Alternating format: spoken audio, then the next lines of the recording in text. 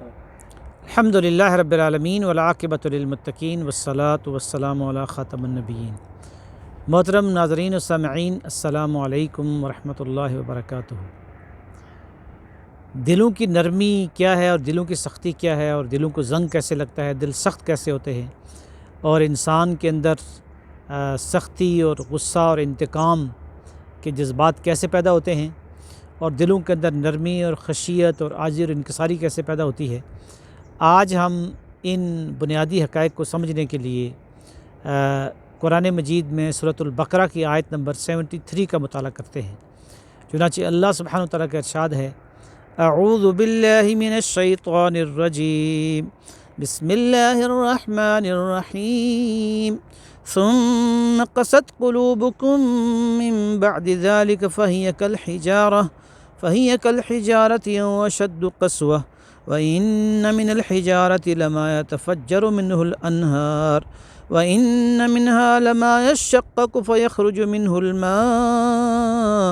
وَإِنَّ مِنْهَا لَمَا يَهْبِطُ مِنْ خَشْيَةِ اللَّهِ وَمَا اللَّهُ بِغَافِلٍ عَمَّا تَعْمَلُونَ۔ اور پھر اس کے بعد تمہارے دل سخت ہوگے، اور وہ ایسے سخت ہوگے گویا کہ وہ پتھر ہیں، یا پھر پتھروں سے بھی زیادہ سخت ہوگے، اور پتھروں میں سے کچھ ایسے ہیں کہ جو پھٹ پڑتے ہیں اور ان سے نہریں جاری ہو جاتی ہیں، اور کچھ ایسے ہیں کہ جو پھٹتے ہیں اور ان سے پانی کے چشمے جاری ہو جاتے ہیں، اور پتھروں میں سے بھی کچھ ایسے ہیں کہ جو اللہ کے خوف سے گر پڑتے ہیں، اور اللہ تمہارے اعمال سے غافل نہیں ہے، تمہارے تمام اعمال سے وہ واقف ہے۔ یہ سورۃ البقرہ کی آیت نمبر 73 ہے، 73 نمبر آیت ہے، اور اس میں اصل خطاب تو بنی اسرائیل سے ہے کہ جن کو تورات عطا کی گئی، اللہ تعالیٰ کے احکامات عطا کیے گئے، لیکن انہوں نے اس سے منہ موڑ لیا، اور اس سے انہوں نے اپنے دلوں کی دلیا کو بدلنا اور تورات کو انہوں نے اپنے دل کے اندر اترنے سے روک دیا۔ صرف وہ حلق سے اوپر اوپر تلاوت کرتے تھے،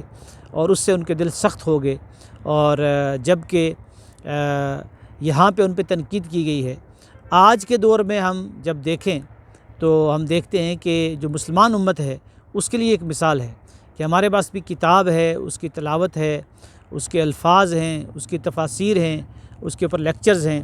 لیکن یہ کہ جو دلوں کی سختی ہے وہ نرمی میں بدلتی نہیں ہے، اور وہی جرائم اور وہی غلطیاں اور کوتاہیاں آج بھی پائی جاتی ہیں۔ تو اس کی وجہ یہی ہے کہ قرآن مجید صرف تلاوت کی حد تک رہ گیا ہے، اور دل کے اندر قرآن کو ہم اترنے نہیں دیتے، اور قرآن دل کے اندر جب اتر سکتا ہے، اس کو نرم کر سکتا ہے، اس کے اندر سے خوف و خشیت اور اللہ تعالیٰ کی قدرت اور عظمت کے چشمے جو جاری ہوتے ہیں وہ اس طرح ہوتے ہیں کہ ہم جیسے اقبال نے فرمایا کہ تیرے ضمیر پر جب تک نہ ہو نزول کتاب،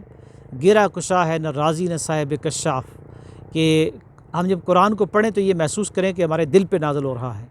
اور اس کے اثرات ہم اپنے جسم پہ محسوس کریں، اور پھر قرآن کی جو حلاوت ہے، اس کی مٹھاس ہے، وہ ہمیں محسوس ہو۔ تو یہ تب ممکن ہے کہ جب ہم قرآن کو سمجھ کر پڑھیں، اس کے الفاظ پہ غور کریں، اس کے معنی کے اوپر غور کریں، اور جو قرآن مجید کے اندر مضمون آئے، اگر اللہ تعالیٰ کی عظمت کی نشانیاں آئیں تو ہم سبحان اللہ پڑھیں، اگر اس میں جنت کا ذکر آئے تو ہمارے دل خوش ہو جائیں اور ہم اللہ تعالیٰ سے جنت طلب کریں، اگر جہنم کا ذکر آئے تو ہم لرز جائیں اور کانپ جائیں اور اللہ تعالیٰ کے عذاب سے پناہ مانگیں۔ تو سورۃ البقرہ کی آیت نمبر 73 میں